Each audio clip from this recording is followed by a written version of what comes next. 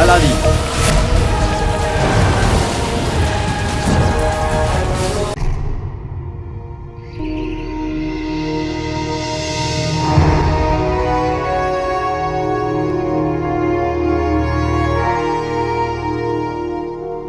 আমি মাকে কথা দিয়েছিলাম আজকে আমি বাচ্চার সাথে দেখা করব আর ওনার কাছ থেকে বাবার সত্যিটাও জানবো। তাতে যাই হয়ে যাক, আমি মহামান্য বাচ্চার সাথে দেখা করেই ছাড়বো। চলো। দাঁড়াও, কোথায় যাচ্ছ? আমরা আমরা বাচ্চার সাথে দেখা করতে চাই। কোন দরকারি বিষয়ে দেখা করতে চাইছো বাচ্চার সাথে? সেরকম কিছু নয়, কিছু জরুরি বিষয়ের জন্য, যেটা আমরা শুধু মহামান্য বাদশাকে জানাবো। মনে হচ্ছে আজ সকাল সকাল আফিম শুকে এসেছো। হ্যাঁ, চলো চলো এখান থেকে। চলো হাবিবি, এবার আমি করব কি? দেখুন, আপনি বুঝতে পারছেন না, আমাদের বাদশার সাথে দেখা করাটা খুবই জরুরি। যেতে দিন না।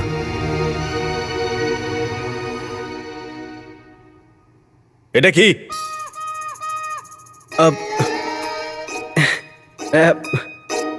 কিছু না, বাচ্চাদের জন্য মিষ্টি।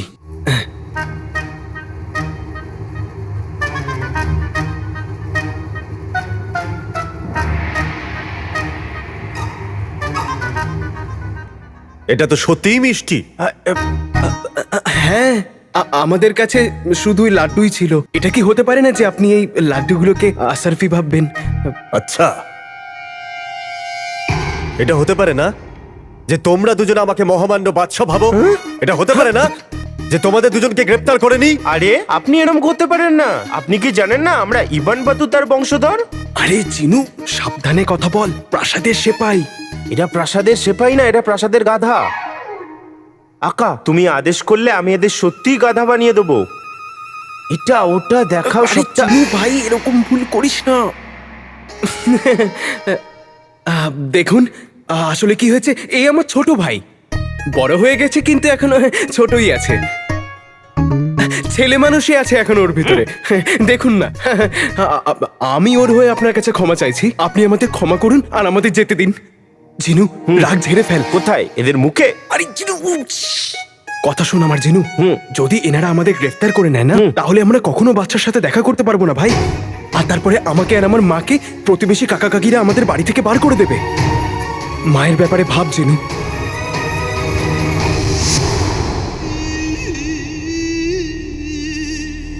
আপনি শুধু বাগদাদে রাজত্ব করার স্বপ্ন দেখছেন, যেখানে আপনি সমগ্র দুনিয়াতে রাজত্ব করতে পারেন।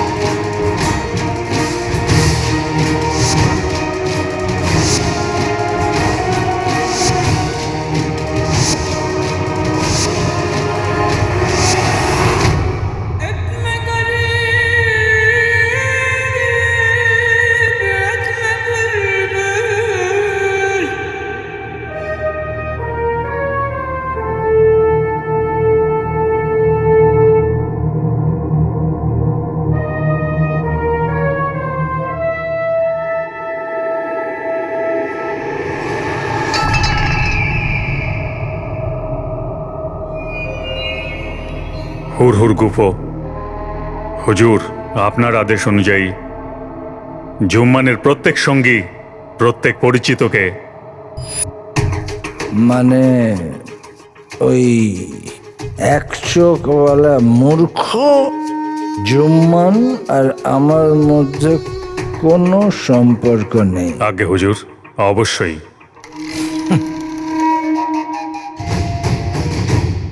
বারে ভাগ্য, আমার ভাগ্য, কি ভাগ্য পেয়েছি আমি। যে ঘোড়াতে টাকা লাগালাম সেই ঘোড়াটাই ল্যাংড়া বেরোলো। জানো তুমি, যখন থেকে আমি ওই জিনের ক্ষমতা দেখেছি, আমি বাদশাহ হতে চাই না। আমি বাদশাহ নয়,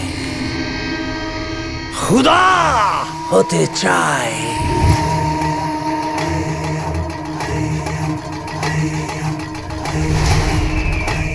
পুরো দুনিয়া চায়। ব্যাস, অপেক্ষা শুধু ওই আশ্চর্য প্রদীপের। একবার শুধু আমার ওই কালো চোরকে ধরে নিক, তারপর ওই আশ্চর্য প্রদীপ নিজে আমার কাছে আসবে। হুজুর, মহামান্য বাদশাহ আপনাকে ডেকে পাঠিয়েছেন। ঠিক আছে, ওনাকে বলো এখানে এসে দেখা করতে।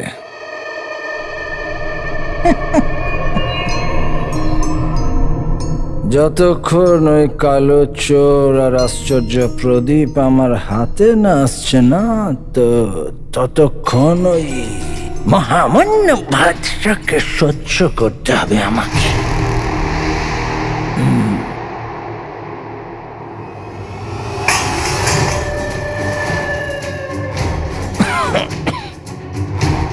অতি উত্তম, অতি উত্তম। শুধু আর একটু ধৈর্য রাখুন হুজুর, তারপর লক্ষ্য আপনার পায়ের তলায় থাকবে।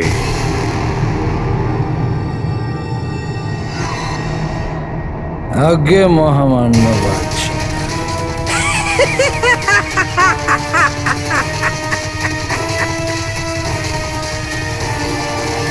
লক্ষ্যে পৌঁছানো অনেক মুশকিল জিনু,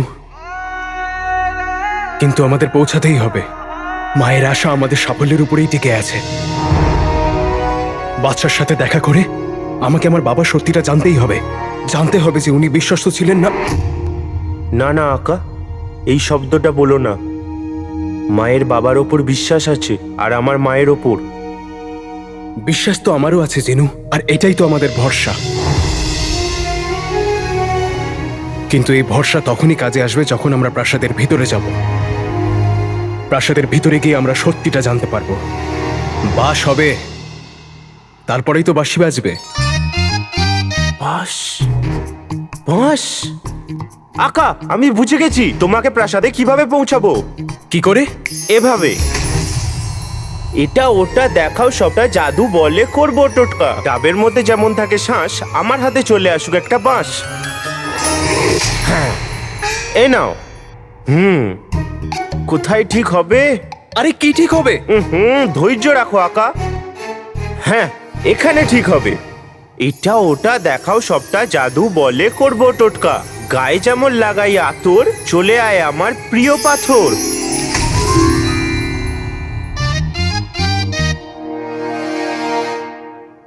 জিনু, এটা তুই কি করছিস? আমি প্রাসাদে কি করে পৌঁছাবো? এই বাঁশ দিয়ে। এই বাস দিয়ে আমি কি করে পৌঁছাবো প্রাসাদে? আখা, এটা কোনো সাধারণ বাস না, এটা জিনের বাস। দুনিয়াতে শুধু দুটোই নমনীয় জিনিস আছে, একটা আমার কোমর আর এটা। জিনু, আমি বুঝতে পারছি না তুই কি করছিস। তুই আমাকে এটা বল, এই বাস দিয়ে প্রাসাদে কি করে পৌঁছাবো? এক্ষুনি বলছি। এই বাসটাকে তুমি তোমার হাতে ধরবে আর হাওয়ার মতো দৌড়বে।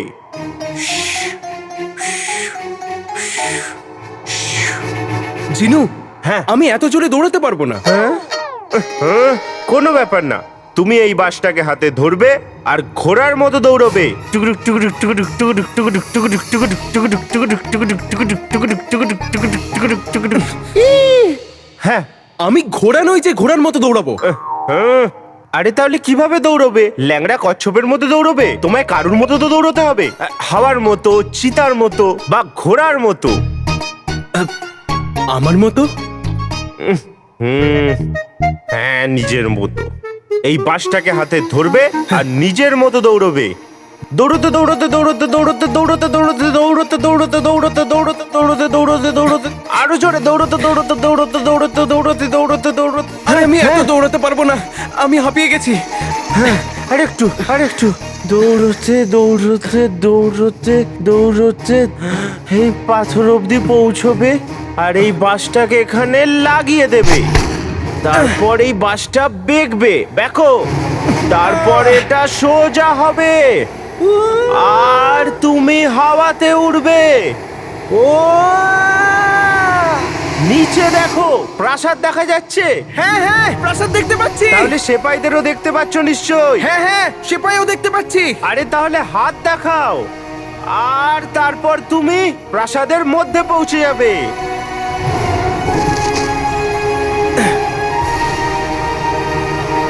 তাহলে বলো কেমন লাগছে? জিনু, হ্যাঁ, কিন্তু এটা কি করে হবে?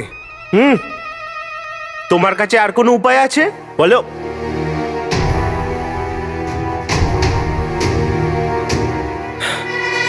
আমি আমার মায়ের জন্য করব।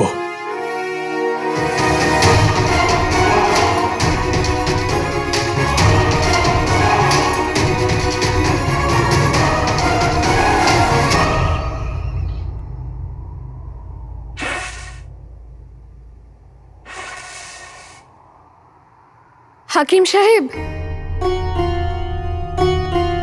রাজকুমারী আপনি? হাকিম সাহেব কোথায়? বাবার ওষুধ এখনো তৈরি হয়নি কেন? ক্ষমা চাইছি রাজকুমারী, হাকিম সাহেব কিছু জরুরি কাজের জন্য বাগদাদের বাইরে গেছে, এই জন্য ওষুধের দায়িত্ব আমার ওপর দিয়ে গেছে। আজ আমি ওষুধ তৈরি করতে পারছি না, কয়লা আর্দ্রতায় ভিজে গেছে। এই দেখুন, উনুনটা জ্বলছেই না। কয়লা এভাবে কি করে ভেজলো? রাজকুমারী, এই সময় না বাগদাদের আবহাওয়ায় জলীয় হাওয়া বয়, সেই জন্য হয়তো আর্দ্রতা বেড়ে যায়। আসলে প্রতিটা বাড়িতে এখন এটাই সমস্যা।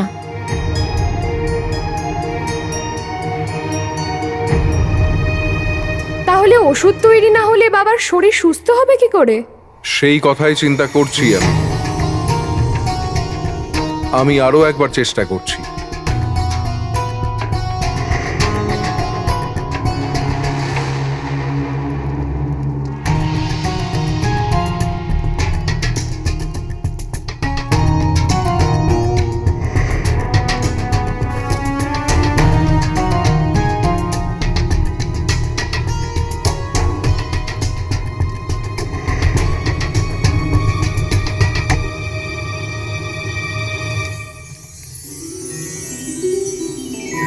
ঈশ্বরের অশেষ কৃপা।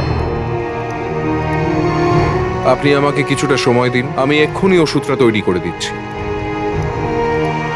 অনেক বছর আগে মহামান্য বাদশার আদেশে বাগদাদের জমি থেকে তেল বের করার চেষ্টা করা হয়েছিল। যদি ওই চেষ্টা সফল হতো তাহলে আজ এই কয়লার প্রয়োজন হতো না। কিন্তু তারপর কি হলো? আমরা সাফল্য পেলাম না কেন?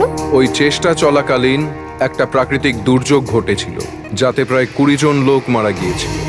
এই জন্য ওই সিদ্ধান্তকে বাতিল করা হয়েছিল। এখন সেই খোঁড়া জমিতে বৃষ্টির জলের জলাশয় হয়ে গেছে।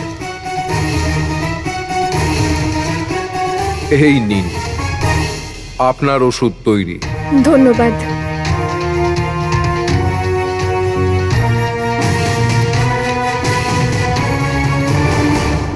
এবার এই বাস আমায় যেখানে নিয়ে যাক, আমার যায় আসে না। আমি আমার মায়ের জন্য সবকিছু করতে পারি। তুমি চিন্তা করো না আকা, আমার ওপর ভরসা রাখো। আমার কোমর ভেঙে গেলেও এই বাঁশ কখনোই ভাঙবে না। 1, 2, 3, এবার মারো লাফ।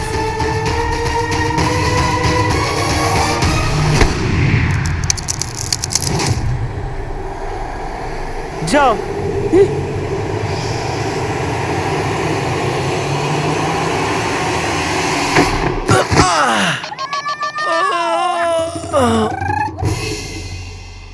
বাঁশ তো ভেঙে গেল আর এখানে জিনু মরে গেল।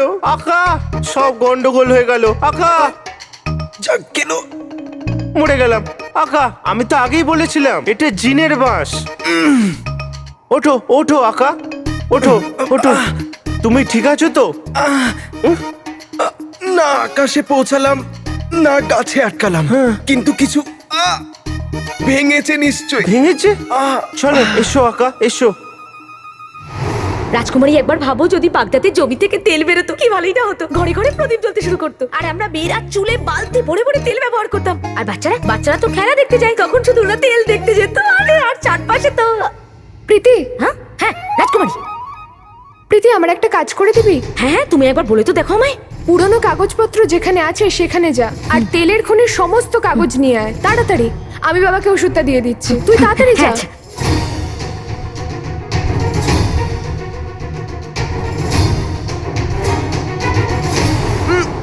বসো বসো। তুমি ঠিক আছো তো?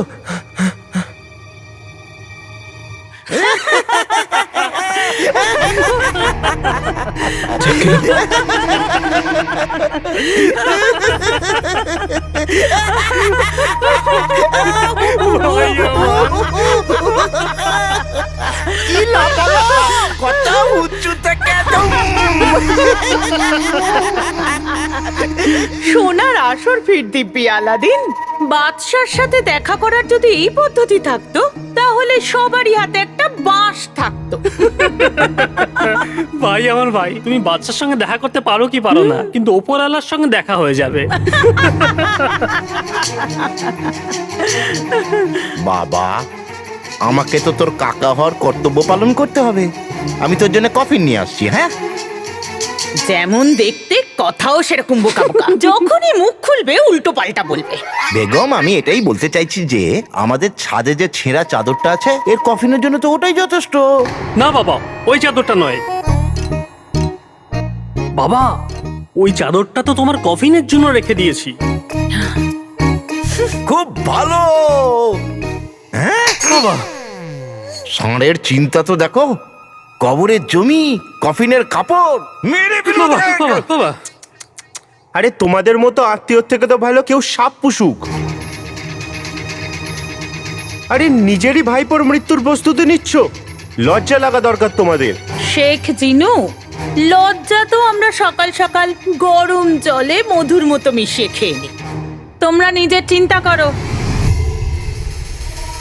আলাদিন, সেদিন তো খুব বড় বড় কথা বলে এলি, আর প্রাসাদে প্রবেশই করতে পারছিস না।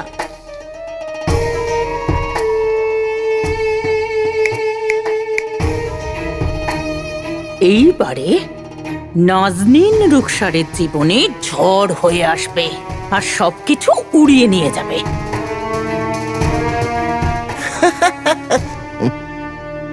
পেতনিদের রানীর হুমকি, এটাকে মিথ্যে ভেবো না। হ্যাঁ, এই যে তালপাতার সেপাই, বাড়ি চলো। এসেছেন বাদশার সাথে দেখা করতে। হ্যাঁ,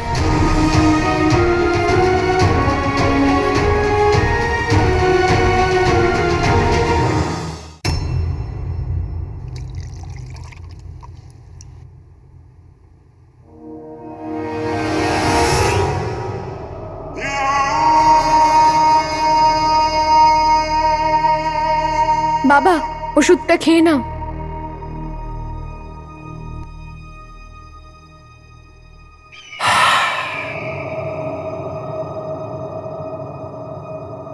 ধন্যবাদ।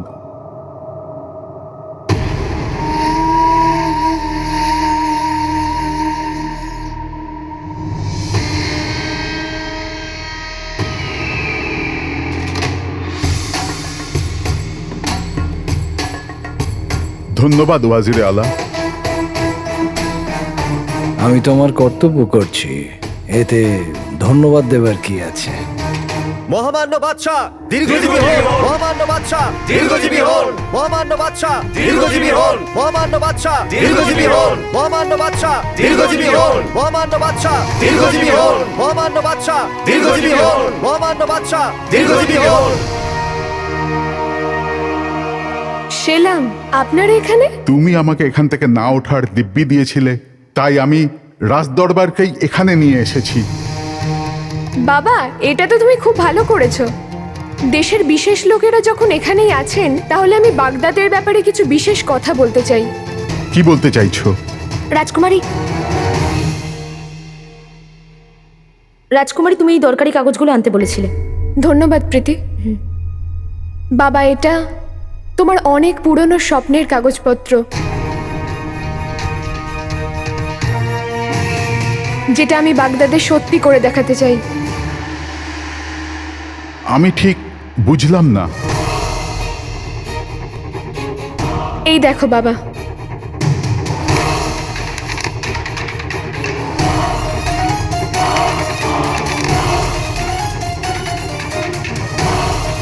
তোমার বাগদাদে তেলের খনির স্বপ্ন।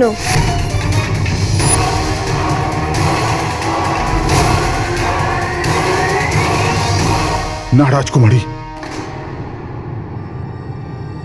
আমার এই স্বপ্ন বহু বছর আগেই নষ্ট হয়ে গেছে। এ নতুন করে জেগে উঠতে পারে না।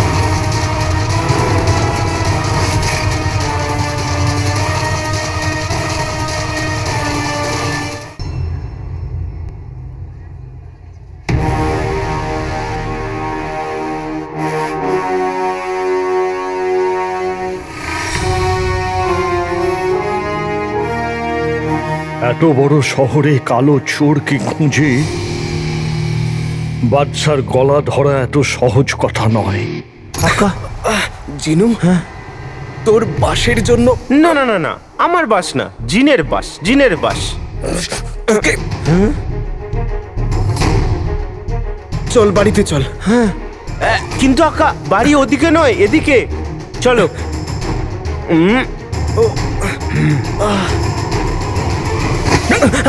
খামাকা। আরে ভাই, দেখে চলো। আরে আলাদিন, তুমি? ঝাক্কিলো, ওস্তাদ যে।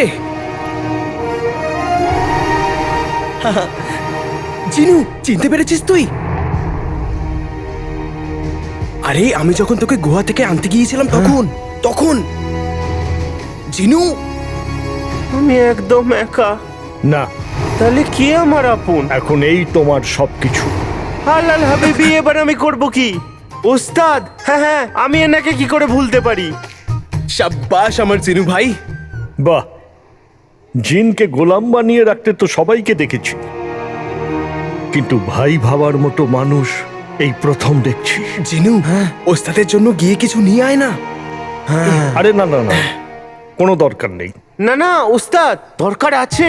এই বাহানায় আমিও কটা সিঙ্গারা খেতে পারবো। এক্ষুনি আসছি।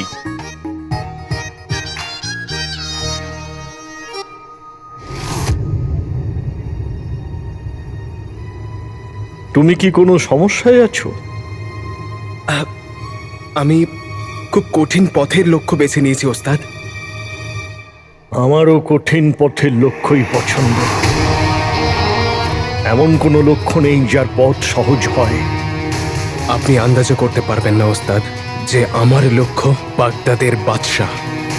তুমি আন্দাজও করতে পারবে না আলাদিন, যে আমার লক্ষ্য বাগদাদের বাদশাহ।